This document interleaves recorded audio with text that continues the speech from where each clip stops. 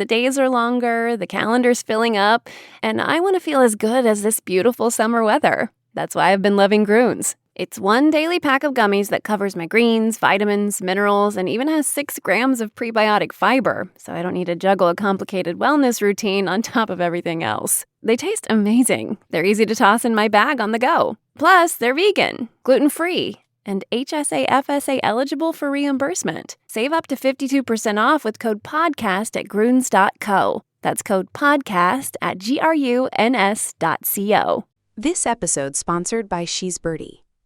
Every woman knows that feeling, and She's Birdie knows it too. The just-in-case feeling. Just in case I hear something. Just in case someone tries the door. Just in case I need to wake up fast. It's not fear, it's awareness. And Birdie Box from She's Birdie was made for exactly that. Birdie Box is a portable travel door alarm designed by She's Birdie for hotels, dorms, Airbnbs, and anywhere you're staying away from home. It installs in seconds on the door frame, and if the door is opened, it activates a loud siren and flashing strobe to help draw attention instantly.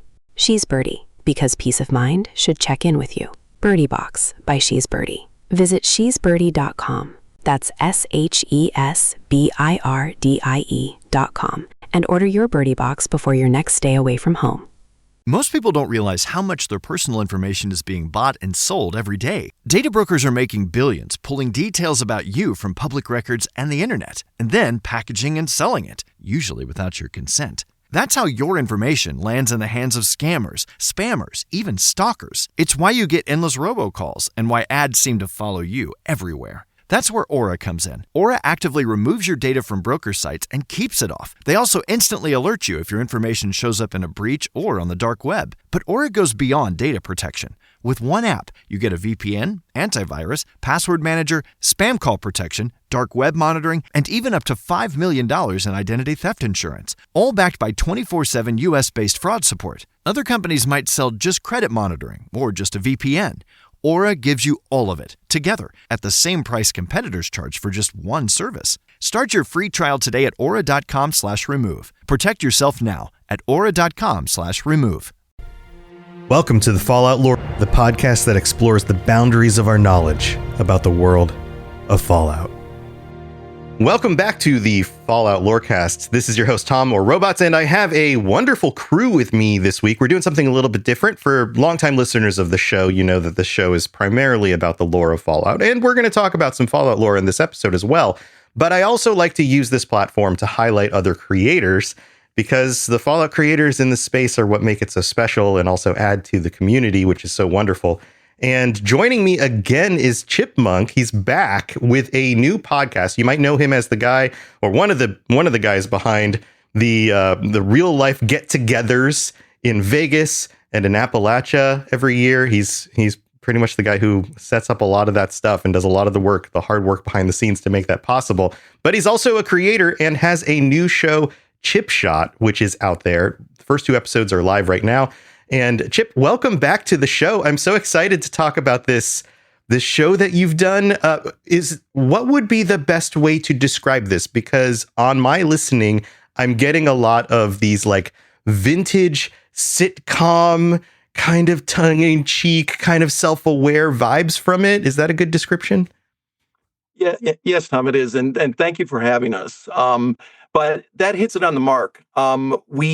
It's a prequel to the YouTube Chipmunk show that was done. We shot in 76, but this, of course, is a podcast, which gives us a lot more flexibility, and we can do so much more than we could do visually.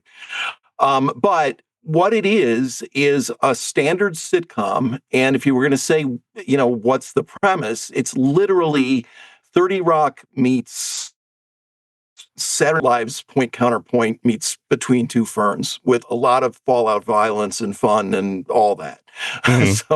It really is. And it's fast paced. No episode is more than 28 minutes.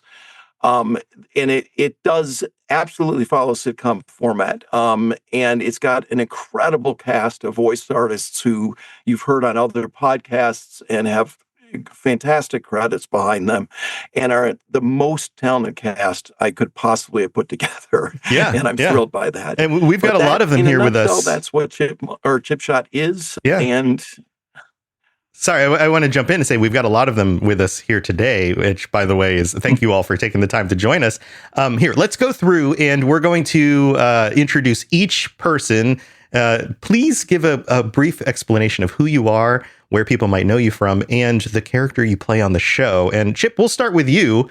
I mean, we've already done your introduction, but who are you, and what character do you play on the show? Well, I play Chipmunk, who's a overly optimistic pioneer scout who thinks he can fix the world. And he's running this radio station in Morgantown with his buddies, and that's where it starts. So I play that character. I've played him for years, and he is actually my alter ego that everyone sees at the Wasteland Jamboree and Mojave Mayhem. Um, and he has a whole life beyond that, and it's in the podcast, it's in the show, it's in the travel show. Can you so Chip gets around. Yeah, can you, in his voice, explain why his head is so big? This is fun. Well, let's get into that, shall we? Okay, so gosh, I was doing the commercials for Cooper or as Vault Boy before the head because I looked like him, and apparently the Enclave thought, oh, there's a perfect test subject for a little FEV experimentation. So yeah, they did that, and poof. Instant bobblehead. Thanks so much, Enclave. I love you. Nice. Yeah, I love the fact you bring this up in the first episode. I love the fact that the reason why he has a Fallout bobblehead that's really big on top of his body is due to FEV experimentation. That's great. That's very Fallout. But it's also super silly because it's a bobblehead. And he's such a funny character because he's so naive and like positive and trusting in a world that just is trying to destroy you at every turn. So that's wonderful. All right, so let's continue through the list. CJ, welcome to the show. Can you introduce yourself and explain a little bit about your character and do a quick little voice for us? Yeah, my name is CJ Ryan. I am so happy to be here. Thank you for having me. I haven't actually had that many credits that people might know. The one that comes to mind is I got cast as a bunch of mutants in the Fallout New Vegas mod Encounters of the Mojave. Mojave? Nice. Mojave. Yeah. Either way works. Yeah. And on this show, I primarily play Beanie, who is a horrible, squirrely little man that I love playing. He's very opportunistic and to use what I hope is still current lingo, a simp for the very mean boss lady. Okay. What does he sound like? Miss Victoria, I'm here and happy as a clam to serve. Nice. Very good. That line just brings him right on out. That's great. All right. Well, thanks for joining us. Cal, introduce yourself and who do you play? Hi, I'm Cal. I'm actually one of the co-producers with Brian and lead writer. I have the dubious privilege of playing a whole host of different characters, actually, from the mayor of Grafton to responders, a fire breather character called Jack Riker. And there are quite a few others. I just can't recall them off the top of my head. I think I also voice a ghoul bartender. So, I do a little bit of everything. I've been in a few other stuff, no major roles. I've been in some of the Chad podcast stuff, Once Upon a Wasteland, True Vault Escapades, things like that. Mm-hmm. I tend to do just sort of like minor roles, but mostly I just do some writing. Yeah. Okay. Well, can you do one of the characters for us? Who to choose? I guess I'd go with Jack Riker because I suppose it is most distinctive from my normal voice, given that I am normally British. Not from the Americas at all. Yeah, precisely. But I also do Grafton's mayor, who some of you might remember from popular Bethesda game Fallout 76. Very good. Awesome. Well, thanks, Cal. And then Phil's here. Phil, who are you and what character do you do? I'm Phil Lonadier. Thanks for having me. Some might have heard my voice in the Fallout New Vegas mod Long 15. I voiced 4 characters there. I also co-created and act in Appalachia, a Fallout 76 story, the spinoff show from Chad. Nice. I play Xander Nash in that series. But in Chip Shot, I voiced the announcer guy who provides bits of insight, irreverent commentary, and whimsical narration. Right. The whole transatlantic kind of old-timey announcer thing. Very good. Very good. That's awesome. That's so fun. Well, thanks, Phil. Thanks for joining us. Hazardous, welcome to the show. Who are you and which character do you voice? Well, in the very first episode, I'm the Camp Lewis computer, which was fun to do. And then typically I'm just DJ Julie. Got little odd ends, but I'm not really as famous as everyone else here. This is actually my first time doing anything voice acting related. Oh, that's awesome. That's awesome. Well, welcome to voice acting, I guess. it's like I'm the president of voice acting here. I'm welcoming you into the thing, but I'm not. I just do a lore podcast. Yay. But hey, I'm glad to have you. That's exciting. It's always, you got to start somewhere, right? Yep. And I'm glad I have this opportunity. So yeah, well, welcome. And then we have Rob. Rob, who are you and what character do you voice? Hi, Tom. Thanks for having me on. My name's Rob, or Math Demigod. Some folks just call me Math because I'm a math teacher in real life.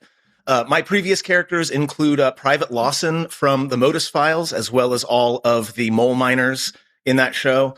I've done a few characters for Once Upon a Wasteland, Last Days of Appalachia, a couple of others. And I play Chip's cousin, Roy Monk, executive producer of Chipmunk Radio Show and resident animated statue. Thanks to the FEV nonsense we discussed earlier. Nice. Very cool. And then one more, River. Welcome to the show. Who are you and what character do you voice? Hi, thank you very much. Again, relatively new to everything. I am on the writing team, which usually means I sit in meetings and spout out ideas when they come to me. And also on the production side of things in terms of publishing it. So if things go wrong or uploads are at the wrong time, it's usually my fault. But I also happen to play Steel Pike, who is a writer and dubiously talented actor who is far too confident in their own abilities, given the level of talent they possess. Very cool. Man, this is a fun cast and lots of fun characters on the show already. Even I've listened to the first episode and already in the first episode you get a lot of your voices I'm starting to recognize. And this is fun, Chip. Now, for our audience, they're probably wondering some things about, I mean, most of them haven't listened to the show yet, so go look up Chip Shot, go listen, check it out, see, it might be something you really like. And there's going to be inspiration behind these shows. As a Fallout creator myself, and so many other people I've connected through to all these years, one of the things I've learned is that there are different parts of Fallout lore that resonate with different people in different ways. We find inspiration maybe in, the creepy side of it, or maybe in the technology side of it, or maybe a specific character or two are just, they're the companions that we always go to when we replay a certain game or whatever. I want to get some insight about inspirations from Fallout and maybe even other things, because you are pulling from sitcoms, like you mentioned. Like, Chip, what comes to mind when you thought about putting this show together? Was there something specific in a Fallout game that you were like, oh, I can build off of that? That idea right there is a seed, or it's foundational. Well, it's funny you say that. And this is the first time I've ever actually talked about this, and I appreciate it. Chipmunk actually evolved because absolutely love, the thing that I focus on in Fallout is the art, and especially the advertising art, the Vault-Tec art, whatever it is, the pre-war art. And the music, and what I love especially about it is the fact that it's wonderfully ironic. You've got the dark Fallout world, and yet this 1950s, Mad Men style art. Mm-hmm. And it's beautiful to me. So Vault Boy was the pinnacle of that. And it's also so ironic. And thank goodness the show picked up on that, because they run with it big time. But when I never played the first two games. Like, Fallout 3 is the first one I played, but I saw, what was it, Tactics, where Vault Boy is a companion character. And when I read the text and, Yes. and he's saying golly and gosh and jeepers, it's like, oh, they got it. They totally, from day one, they were doing it. And I know everybody hates that, they're not big into it, but I thought, well, wouldn't it be cool if he was actually a character? And when I started playing 76, and then, when Wastelanders came out and the Pioneer Scouts emerged, it's like, okay, I'm going to put this together and create a character that's a living Vault Boy. And that's what I did. So, and then Chipmunk has just grown from there. But it allowed me to not only immerse in Fallout in a big way, but also create a character that I really, really relate to, because of course I was that gosh golly gee jeepers Boy Scout and still am to a lot of ways. So it really, that had a huge impact, and that's what for me developed that character, and it spawned everything else. I mean, the travel show to me is like, it hits it on more notes than anything else I do, but I think the podcast will overtake that now. Yeah, well, the podcast has, obviously it's a story, right? So the story is just going to keep going. And from what I know about your character, having seen some of your other stuff, he maintains a certain positivity, even in lieu of the most terrible situations, which is, of course, comedic, like, fodder. Like, it's comedic. Like, that is a good scenario to have somebody who is disconnected and disjointed from reality in a way that's interesting and then leads to other things or decisions that are unexpected or whatever. So I'm sure you have this overarching perspective on like where the character's going throughout the show and all of that, but I'm sure we'll have to get there with you. It's funny. And absolutely, it because we're doing a prequel, we know how the story ends, and it's because it ends at technically it doesn't, but the last episode of the sitcom on the YouTube show, Chipmunk Show, it encapsulates the whole story arc in a big way, because his whole thing early on is he wants to fix the world one cheery smile at a time.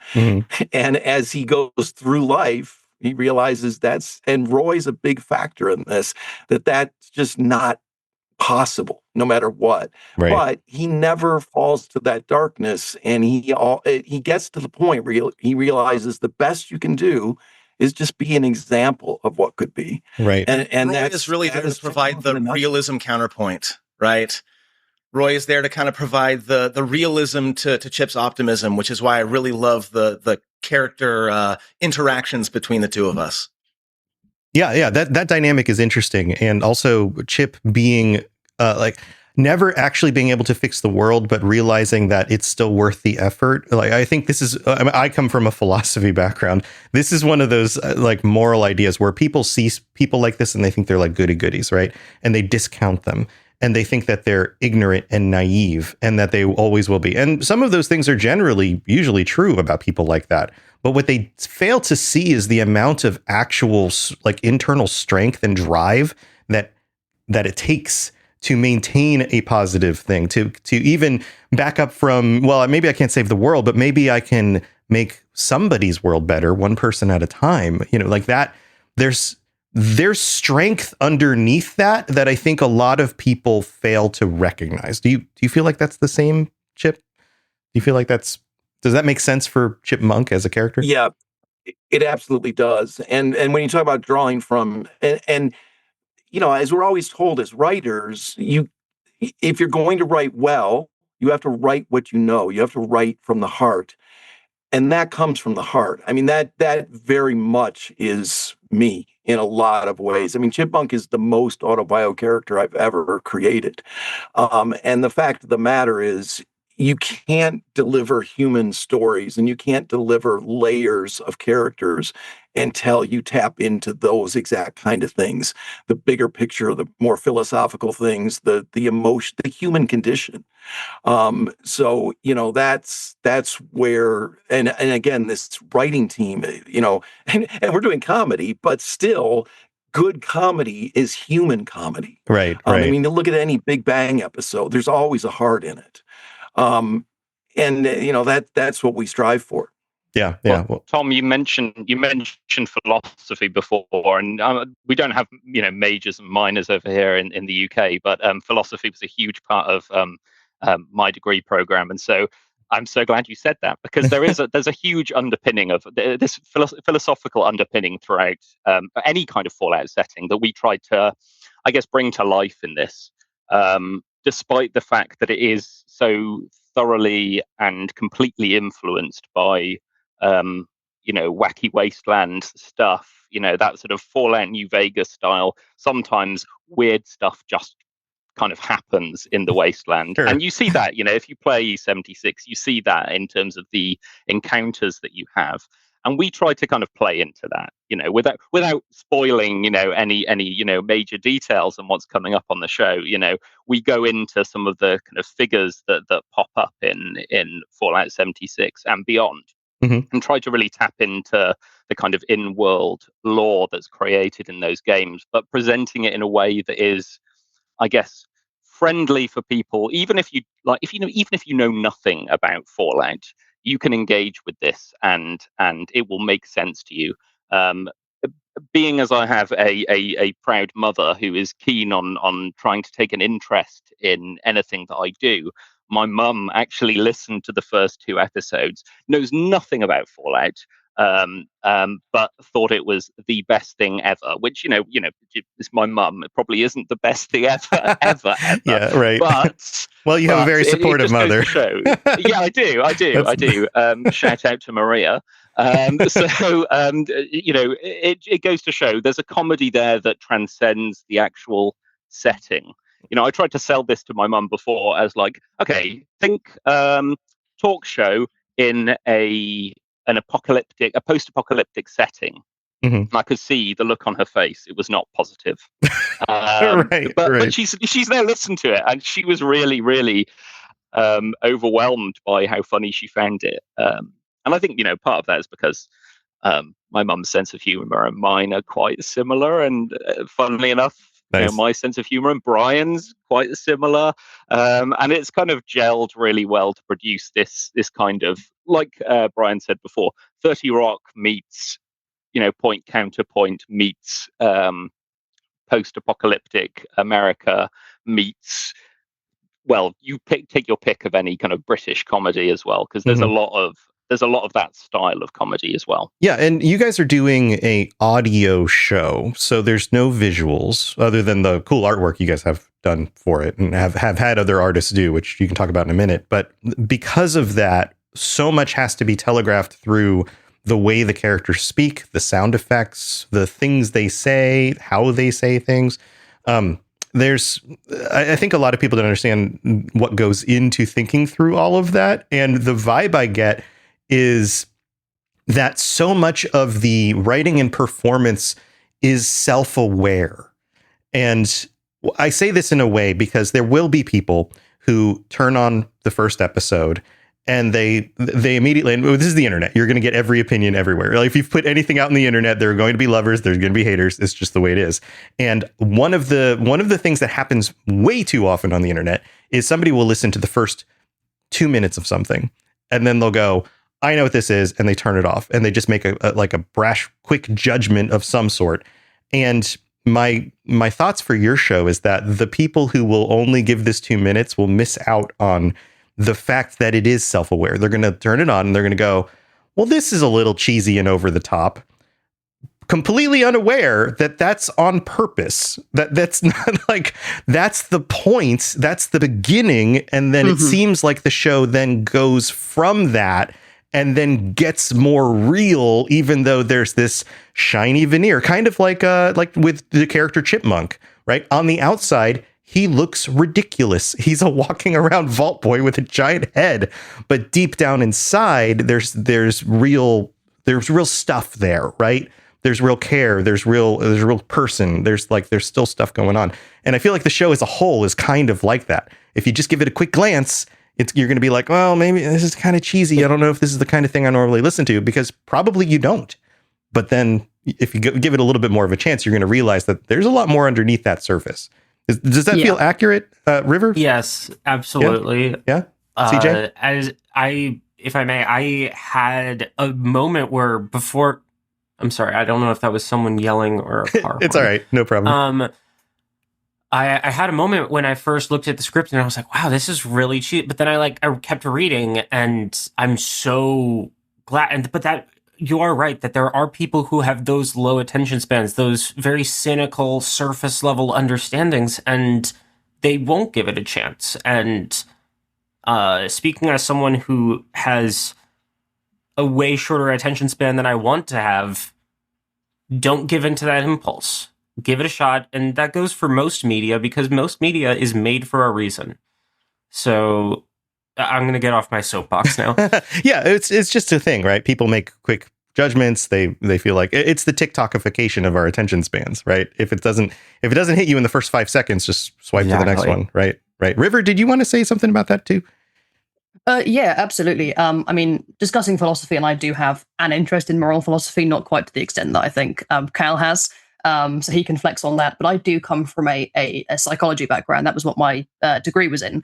And a lot of it was behavioral. And I think there are kind of layers to it, because, of course, people will look at it and see the kind of veneer and think, this isn't for me.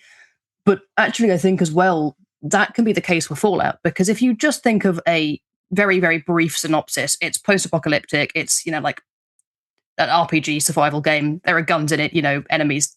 That's not everyone's cup of tea. But then you go into it, and actually it's the characters within that setting that really make it. And it's some of the characters that are almost comically evil, like the Enclave, some of them, or the people who are so perseverant in their attempt to rebuild this world, even though everything is crumbling around them still. Right. The Preston Garveys who almost give up, but then they keep going, that kind of thing. Absolutely. Yeah. And I think that is reflected in the show really well. And I'm glad that, because the cast usually see the scripts right as we've finalized them. So I'm very glad that it's obvious even to them on a first read, without even hearing it with the full effects and everything, that actually it's these characters, and a lot of the time the interaction between the characters that does a lot of the heavy lifting.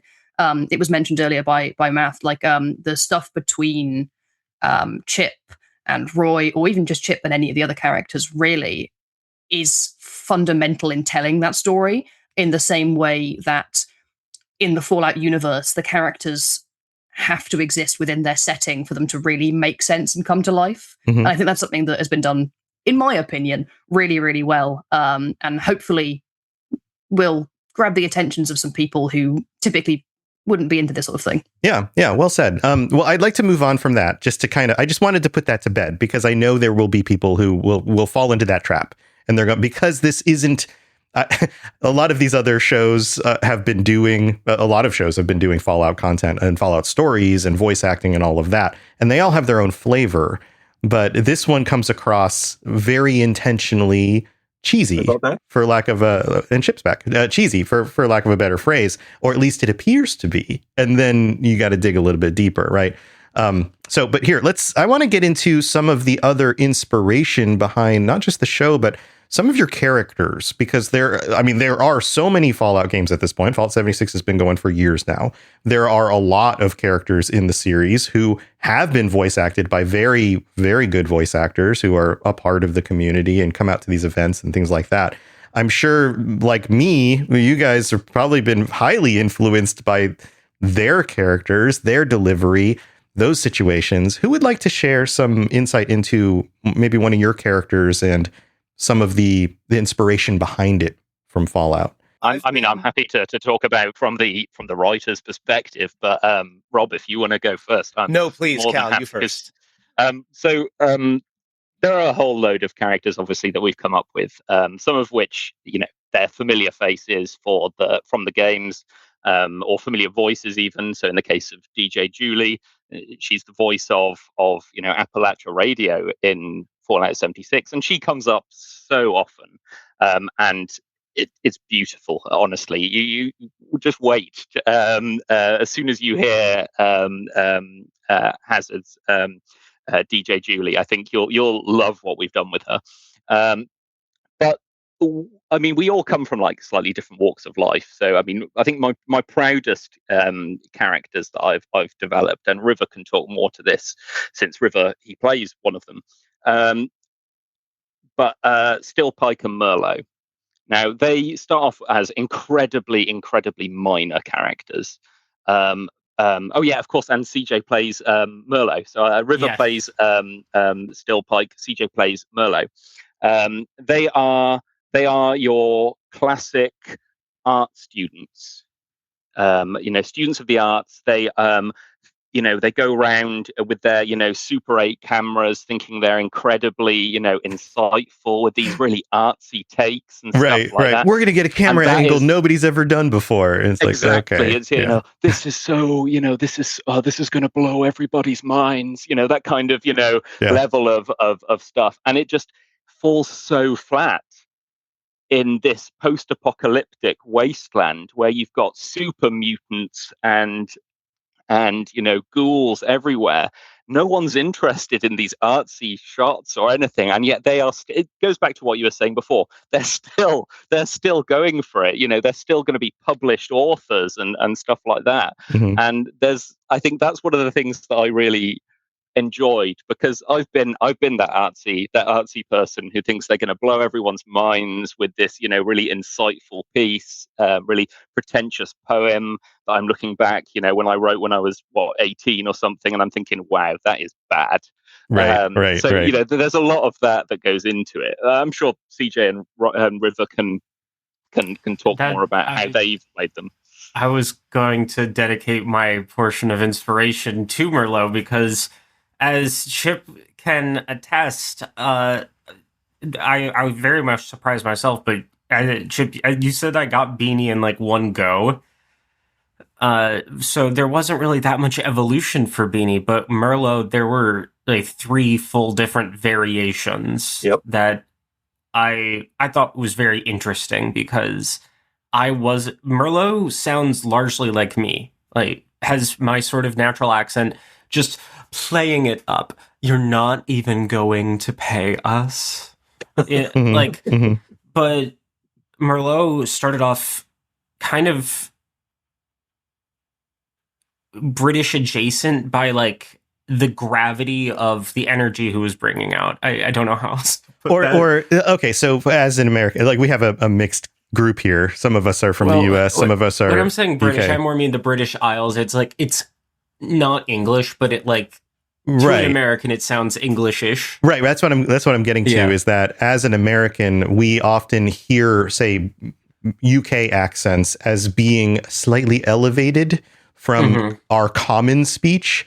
And even if they're bad, even if they're not very good or not even very accurate, and that's true, that's evidence right there for the transatlantic accent, which isn't a real accent at all. Yeah. But for Americans, technically, there's exactly one county in Ohio that does happen to talk like that. Well, there you go. But for most Americans, that still feels fancier, right? There's something about it, right? And totally get it. Yeah, so in the case.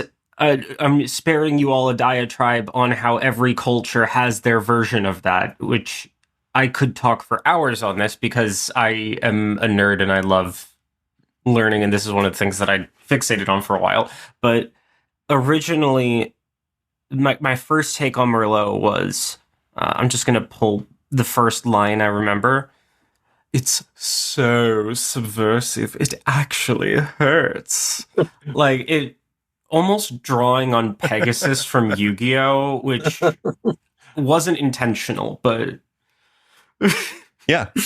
And then River started doing Still Pike, and Chip, you were like, "Well, we need to distinguish them a little bit more." And I was like, "Okay, well, what do I even do?"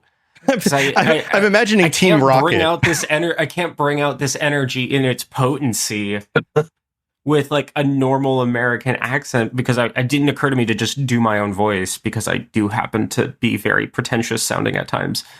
But then I was like, I'm going to try French. And it almost worked. But you were like, no, wait, save that. Hold on. I think that's an accent that will sound pretentious to both the people in the US and the UK. Yeah. So, I mean, there's a proper handshake moment there, isn't it? Right.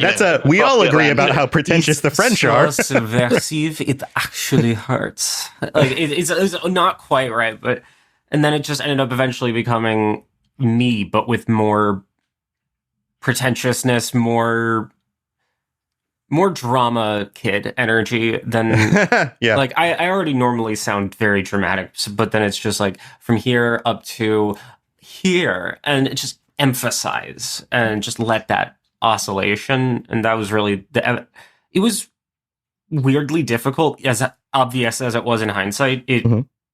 It took a lot of time to get Merlot to how he is right now. Yeah, it sounds like you went on a journey with it. River, did you have a similar journey with your character, or how did that work out?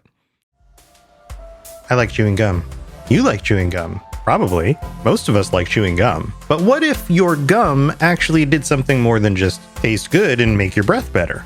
I mean, think about it. You brush in the morning, you brush in the evening, but then you go for like all day without taking care of your teeth. And that's why I've been trying Underbrush from Nathan & Sons. It's not really regular chewing gum, it's remineralized chewing gum. It's basically oral care in gum form. It tastes great, and you chew it for like 5 or 10 minutes, you spit it out, you move on, or you keep on chewing it if you like it. And sometimes I have a second one, or a third one. I mean, they taste real good. Can you blame me? And it's made from hydroxyapatite. I hope I pronounced that correctly. It's the same mineral that the enamel on your teeth is made from. It comes from natural saps like mastic and spruce. So it's got this like firm, satisfying chew. It's not so plasticky or rubbery. And did I mention I really like the flavor? I really like the flavor. And I'm feeling healthier about my mouth and my teeth. It's a good feeling. The company is only a few years old, and the team is literally making and packing and shipping gum every day, made in the US. So if you want a simple daily upgrade for your teeth, check out Underbrush by Nathan & Sons. That's Underbrush from Nathan & Sons. This episode sponsored by She's Birdie. You lock the hotel room door, then check it again, and maybe one more time, because even the nicest room can feel unfamiliar at night. That's why She's Birdie created Birdie Box. With She's Birdie, you can bring peace of mind with you.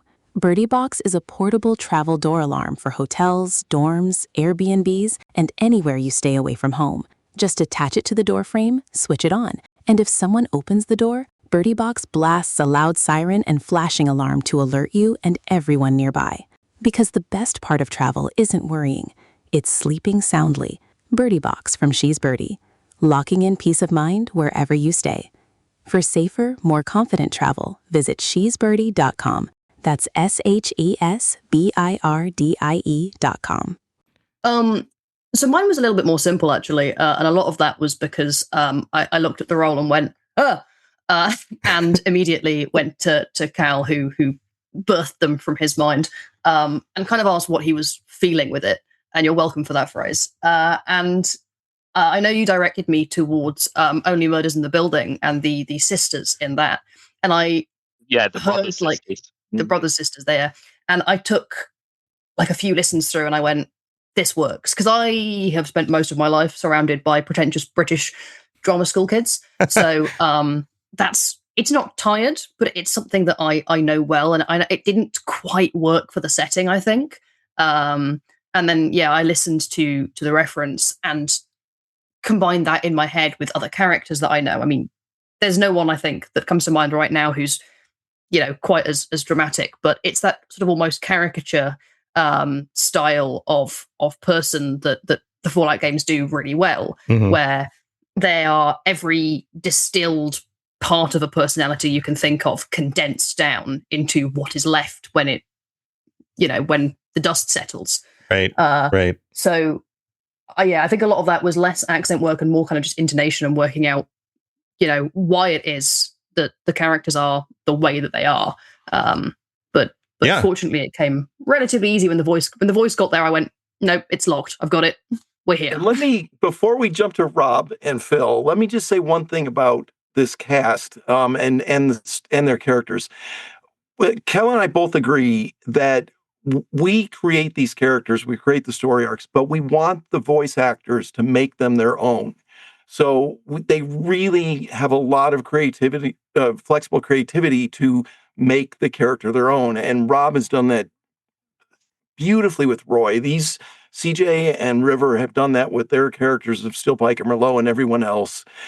But that's always, I never want to lock anybody into what exactly the script says. It's like interpret it, but run with it and make it your own. And they're doing it wonderfully. Yeah, I have was really kind of intimidating for me when I was coming in as Roy, because I'm aware that Roy is an established character, someone who has been on the Chipmunk Show quite a lot. And I will admit that I have not watched the Chipmunk Show. I've watched the travel show, but I don't know anything about Roy that comes in the future. And I kind of take that as a strength because I want to try to make the character mine instead of trying to play to the character that I know he's going to become later. So that was really tough for me to start off with. I was really thankfully got a lot of really good encouragement from Chip and from Cal to let me know that I'm doing a good job of making this character my own instead of trying to play to the character that he will eventually become. Yeah. Yeah. Well, that's it's funny, Rob, because I was going to send you a clip because we had that whole discussion about how Roy walks. And there's a clip from season 3 where he's pacing back and forth in a room in Skyrim. And it's like, it is so stilted. And I'm like, oh, I got to send this to Rob. But no, I'm not going to do it because he's going to hear the voice. For context, I'm not going to context. And this really speaks to how well Rob has done here, because Roy is a statue. Which is why, this whole idea of him walking around and stuff, well, like that was a writer's room meeting that we weren't expecting to have. How does a statue walk around Appalachia? Someone's going to ask the question.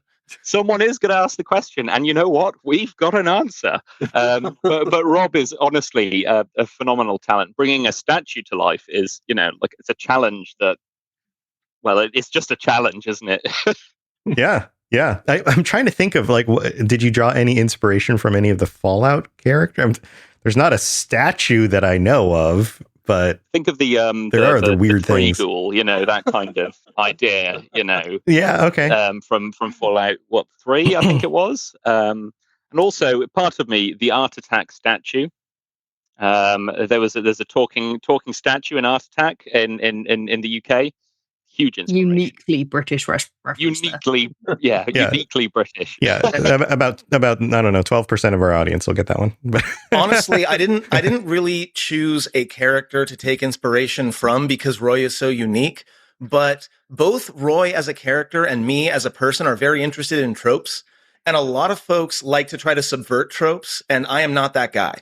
I like to lean in completely, dive in headfirst into every single trope. So Roy, the character, is going to be a gruff bad cop at some point and maybe a spy film character at some point because he really loves the tropes. But for me, Roy is the ultimate straight man just trying to be a solid statue of a person in the middle of all these ridiculously wacky characters doing all this ridiculously wacky stuff. And he just wants things to go right. He just wants the show to go off without a hitch. He just wants the ratings to come in. He wants the interviews to go well. And he's going to do whatever it takes to try to make sure that everyone around him is going to do their part. And that's really difficult when you're hurting literal cartoon characters.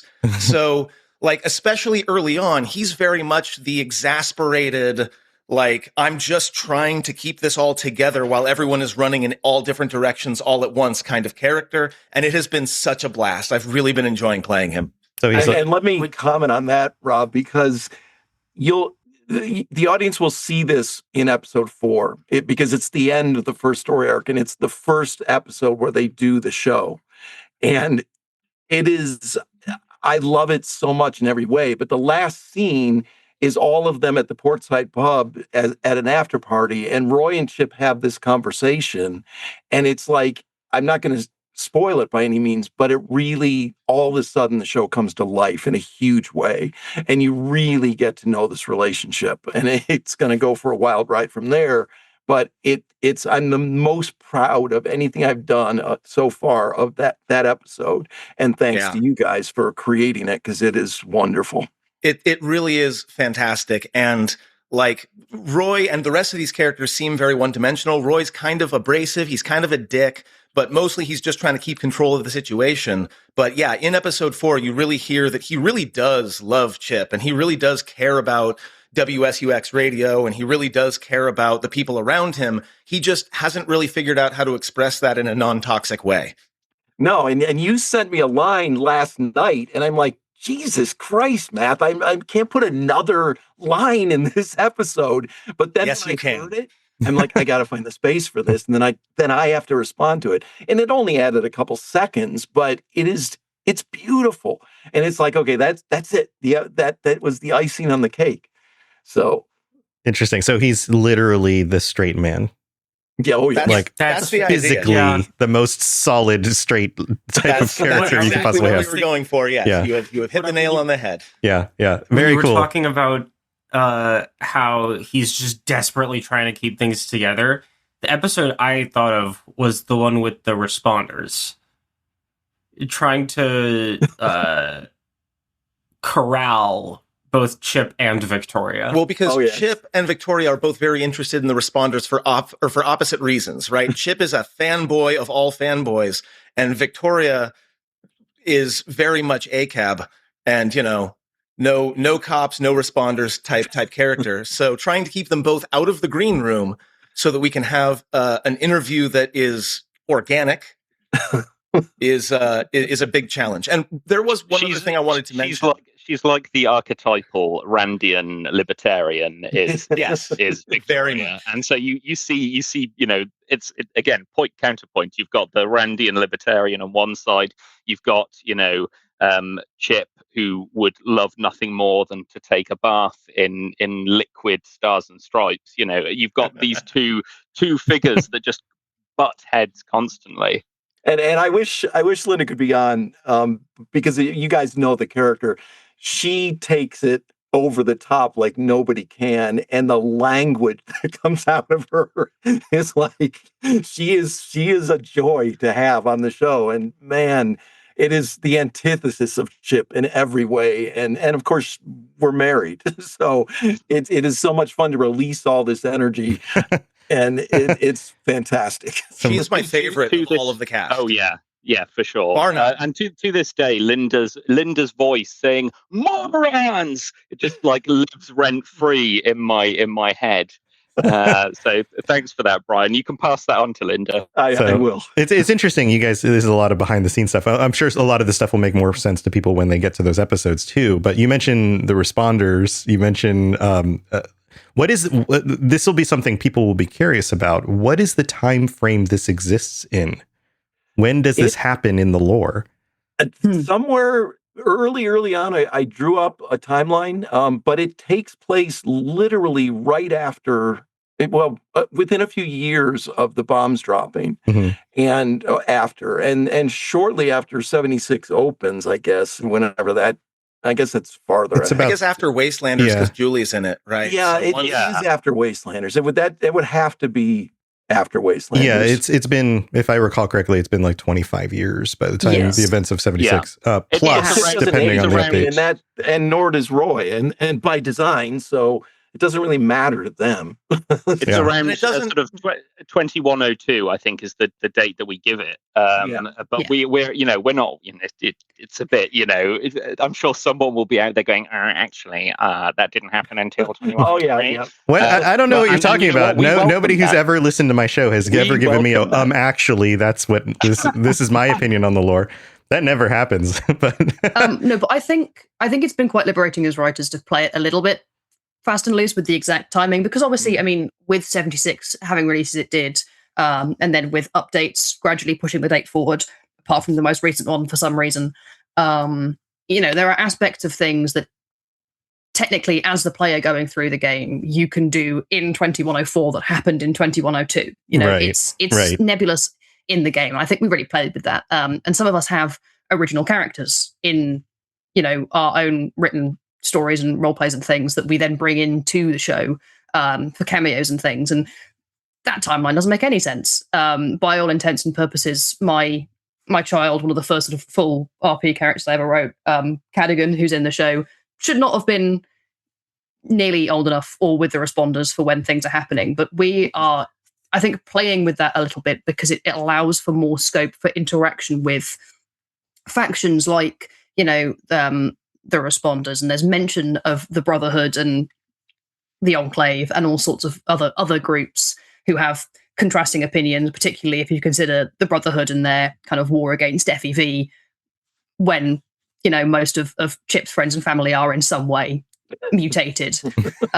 Right. There's like a minor bit about, a ghoul bartender being attacked by the Brotherhood that it's maybe something different to that, but without, spoiling the episode. So we really do kind of take a little bit of liberty with the timeline, just because it actually allows us to properly explore the setting without kind of shooting ourselves in the foot by going, no, it happens this time, which means we can't talk about this or this. Right. Right. I mean, it is all for fun. I get it. Yeah.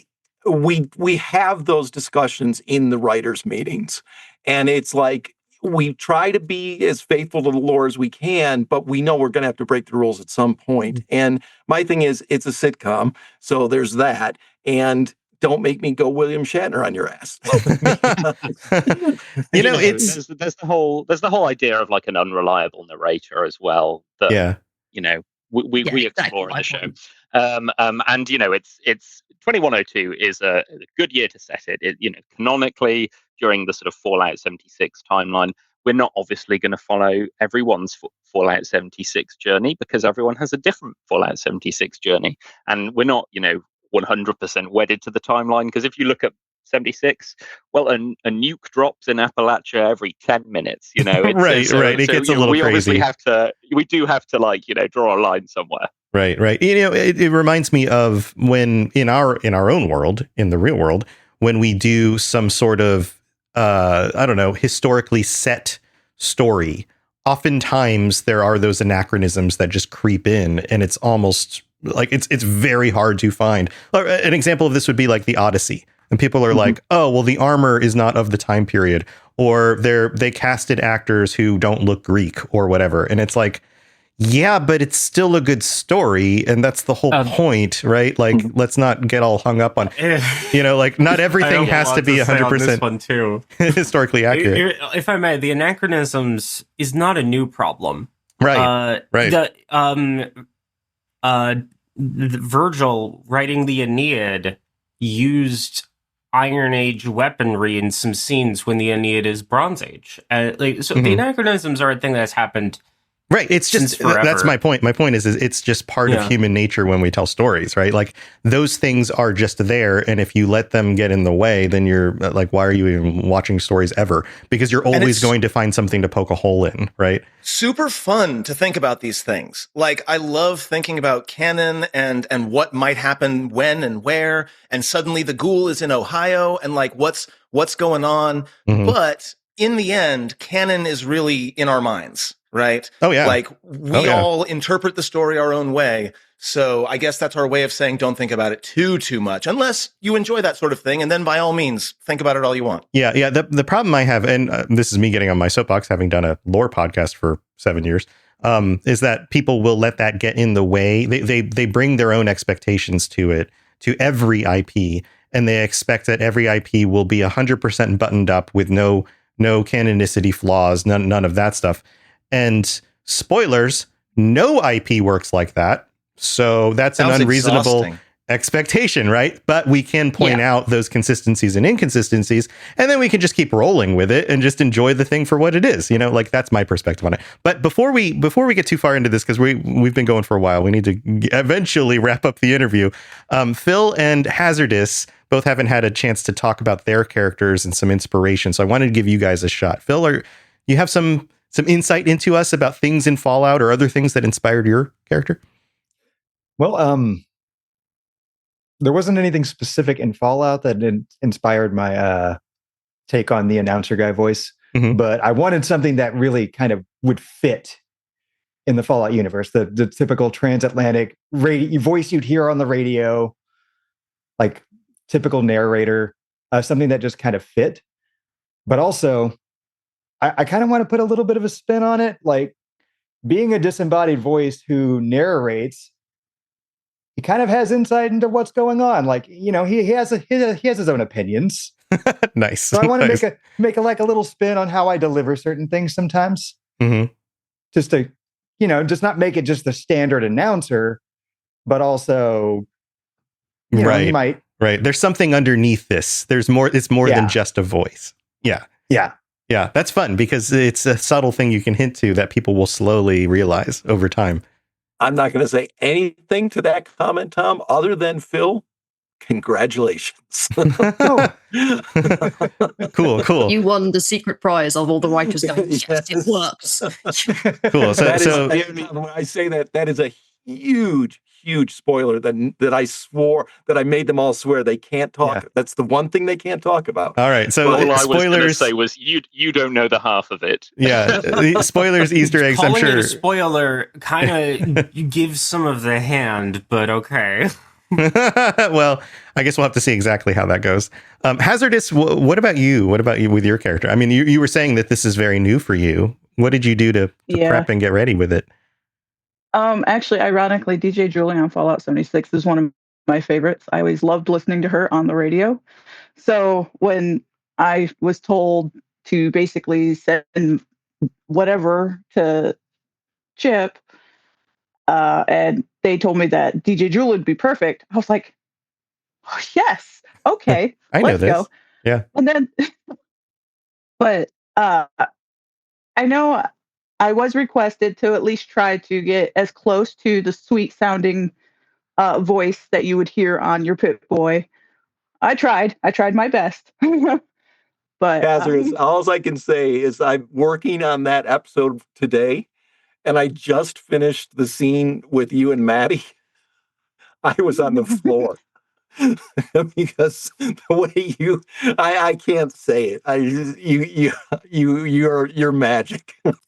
It must be really hard playing a character who is well established in the lore. And I wish that Julie had more lines in Fallout 76 since Wastelanders. I don't think they've added anything for her since. But it must be a little bit intimidating trying to play a character who's already so well established and that everyone who plays Fallout 76 is familiar with. Absolutely. So, there's a lot of pressure on my shoulders for that one. Yeah. But I think I had so much fun making that scene that he was just talking about because my friend is Maddie, and I'm mean to him anyways. Okay. It was perfect. There you go. It is really something to behold, honestly. I mean, where there are gaps where Bethesda haven't given DJ Julie any more lines, since she was brought in. We really fill those gaps with our own very unique spin on DJ Julie, and she is. I think she's one of my favorite characters. Specifically, DJ Julie as played by Hazardous, because honestly, there's again a whole other dimension to the character that isn't seen in 76, and I think I don't know. I can't say it without spoiling it really, because it is just hilarious what we've done. That sounds great. It sounds like you fit right in. It sounds like you're doing a great job. I try. Everyone's nodding. Everyone's like, yes. It sounds like you guys are, this is part of what's fun about being a creator, and something that I've enjoyed in my past with all the things that I've worked on over the years is being able to collaborate with other talented people, and the enjoyment you get when somebody else shares a cool idea or does something really well, and you're like, oh, that's great. Yeah, we should definitely use that. And then it feels like you're all building something together that you're all excited and proud about. And that really is that's the payoff from this, right? Like, the table reads are so fun. Like, I kind of think maybe one day in the future, if we do a Patreon or something like that, we should give some access to some of the table reads, because there's so much fantastic just side talking and improving and figuring things out. And this is just such a phenomenally fun and talented group of folks that it feels so natural to just go through these scripts and chat with folks and make it our own. It's really a phenomenal experience. That's great. That's great. Well, you mentioned improv, and we're getting close to the end of the show. So Chip said that you guys might enjoy playing an improv game. Nailed the setup. Yes. Yeah. So here's what we're gonna do, and for our listeners, I hope you enjoy this because this should be fun. We're gonna play. We'll call it the one-up game, where you have to one-up the person before you, talking about, in this case, a specific problem. And we're gonna start with Chip, and then we're gonna go to CJ, and then Cal, then Phil, Hazardous, Rob, and then we're going to end on River. And Chip, you have to start with a tiny little problem, and all of you have to pick a character that you play as and respond as if you're that character. And it'll go like this. Chip will say, oh, this thing happened and I'm upset about it. And then we'll pass it to CJ, and CJ is going to acknowledge Chip's problem and then one up Chip's problem with something that's just slightly worse. And then by the time we're going to repeat that pattern. And by the time we get to River, the world would be ending in some crazy way. And that's going to be up to River to decide what is the way that the world is ending. And so each of you will one up the previous problem in some way. Make sense? So good luck, Phil. All right. All right. So Chip, kick us off as Chipmunk with your tiny little problem. You're never going to believe this. I went over to the Portside Pub to talk to Gary to make sure that we're getting the Feral Friday discounts tonight. And on the way back, I got attacked by ferals. And so I pulled out my Gatling plasma and took care of him. But then I noticed that this one had this gold fork, and I really wanted it. So I went over, but then he moved, so I kicked him, and I stubbed my toe, man. And it really hurts. So let me get this correct, Chip. You got attacked by ghouls. Yeah. It was fine. And then you stub your toe? Yeah, because I forgot that I wasn't wearing my hiking boots. I was wearing my Chip, are you Chip, you get beat to by Victoria on like a bi-weekly basis, and she's gonna beat me. You need to get in that writer's room, or she's gonna have all our asses and possibly send that death claw. Oh, you're right. You get in there so that I don't get attacked and ruin my chances with Victoria. All right. Well, you think you've got it bad. I was just quietly bartending in the Portside Pub, and then some doofus with a Gatling plasma went and kicked my brother. And after that, well, I tripped and I fell. I broke my nose. But the worst part of that is I haven't even got a nose. While all of that was happening, I was just offering irreverent commentary for whoever would listen. And somebody clearly got offended after the altercation outside the Portside Pub because someone took a shotgun to the radio. It took me 20 minutes to find another voice box to inhabit. I did not appreciate it. Being a Camp Lewis computer, I cannot share my voice. He's messing up my memory. No, we cannot forget all of Chip. He is wiping my memory. Look, all of you have your own problems, and that's fine. But I was there when Chip was trying to fight off those ferals. And by the way, Chip, please never try to lift a Gatling plasma again. It didn't look cool. All right? But as I was punching at one of the ferals, my fist went right through his head and onto the boulder behind him. And now my arm is gone. Like, from the wrist down, it's just gone. And a mole rat picked it up and ran away, and I got to go deal with that. And attention, citizens. Nuclear strike imminent. Please exit the area at earliest convenience. Thank you for your cooperation. And now I've got that to deal with. I have to find this thing before that bomb drops. Just whatever you're doing, get the hell away. Let me deal with this, all right? That's all well and good, but if you would remember that where that bomb is dropping is where I get all of my talented and otherwise super mutant actors, and now I'm going to have to find an entirely new cast. Otherwise, you will all be and Nuke is going to be the last of our problems, given that I have seen Miss Hornwright unhappy. There you are, you bastard. Give me my hand back. Should we get in the shelter? And then bomb explosion. And scene. Let's go. It's very fun, guys. Well, thank you so much for taking the time to hang out with us. And if you are listening to this on a podcast platform, which you probably are, you can easily look up Chip Shot on whatever platform you're on. You most likely will be able to find it. And any last words, Chip? No, I hope everyone enjoys the show. There's a lot of passion that goes into it from the writing staff, from the voice actors, the sound design, all of it, the community artists that are doing the thumbnails. And we have a spotlight of a different community artist each story arc. So the first one was a friend of mine. The second one is Shane Baconstrip. The third one is A Dweller's Dog. And then Phil Lonadier is doing the spy arc, which there's the most of them, actually. There's 6 episodes in that. Wow. So we want to showcase community artists and give them a chance. So we're really trying to share it with the community in the biggest way possible.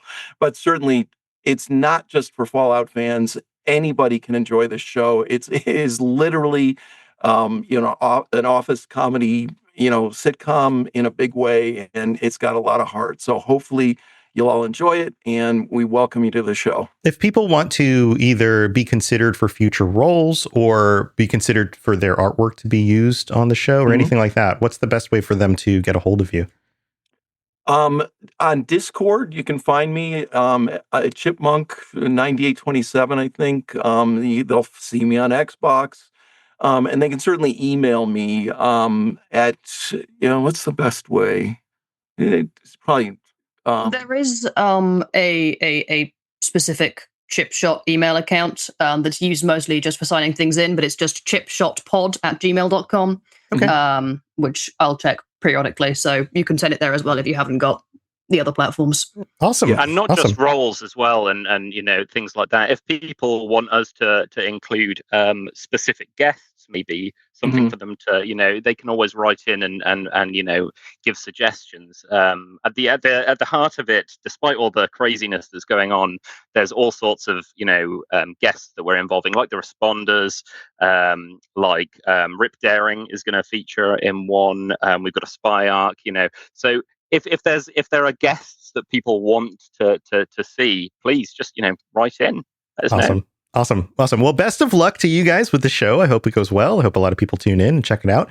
And thanks for taking the time to hang out and be part of this. I'm going to take a quick break. I'll be back after that, so don't go anywhere. See you on the other side. If you have any questions about Nuka World, I'd be delighted to answer them. Thanks again to Chip and his crew for joining me this week. And thanks again to all of our patrons, everybody who supports the show and keeps it going. Patreon.com/Fallout Lorecast. And welcome to insert some clever pun here, our newest member. Thank you for joining us. And shout outs to our Sentry bots, Germinator, Nova, Main Monkey, and Era. Thank you so much for your support. And to everyone else who supports the show in all the different ways that you do, or just keep coming back. If you keep coming back, thanks for being here. Also, you can help out by sharing it with your friends. You can also leave a 5-star review or leave some nice comments. And if you leave a 5-star review on Apple, I'll read it out on a future episode of the show. We don't have any new ones this week, but who knows? Maybe next week. All right. Stay safe in the wasteland. I'll see you next time. To plug into everything else we're doing, check out robotsradio.net. Reach out to me on Twitter at robots_radio. Check out the Robots Radio Rocket Club, where you can join me and a bunch of our other creators creating your podcast, starting a new podcast, or helping your current podcast grow. There's more information about that on robotsradio.net as well. And you can always talk with us and the entire community, over 2,000 people on the Robots Radio Discord. Come join us. We'd love to chat with you. See you guys next time.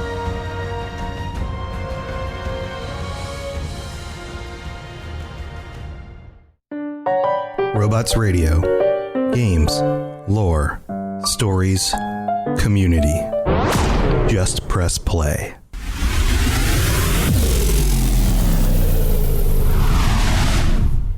This episode sponsored by She's Birdie. Every woman knows that feeling, and She's Birdie knows it too. The just in case feeling. Just in case I hear something. Just in case someone tries the door. Just in case I need to wake up fast. It's not fear, it's awareness. And Birdie Box from She's Birdie was made for exactly that. Birdie Box is a portable travel door alarm designed by She's Birdie for hotels, dorms, Airbnbs, and anywhere you're staying away from home. It installs in seconds on the door frame, and if the door is opened, it activates a loud siren and flashing strobe to help draw attention instantly. She's Birdie, because peace of mind should check in with you. Birdie Box by She's Birdie. Visit shesbirdie.com. That's SHESBIRDIE.com and order your Birdie Box before your next stay away from home. Most people don't realize how much their personal information is being bought and sold every day. Data brokers are making billions, pulling details about you from public records and the internet, and then packaging and selling it, usually without your consent. That's how your information lands in the hands of scammers, spammers, even stalkers. It's why you get endless robocalls and why ads seem to follow you everywhere. That's where Aura comes in. Aura actively removes your data from broker sites and keeps it off. They also instantly alert you if your information shows up in a breach or on the dark web. But Aura goes beyond data protection. With one app, you get a VPN, antivirus, password manager, spam call protection, dark web monitoring, and even up to $5 million in identity theft insurance, all backed by 24/7 US-based fraud support. Other companies might sell just credit monitoring or just a VPN. Aura gives you all of it, together, at the same price competitors charge for just one service. Start your free trial today at aura.com/remove. Protect yourself now at aura.com/remove.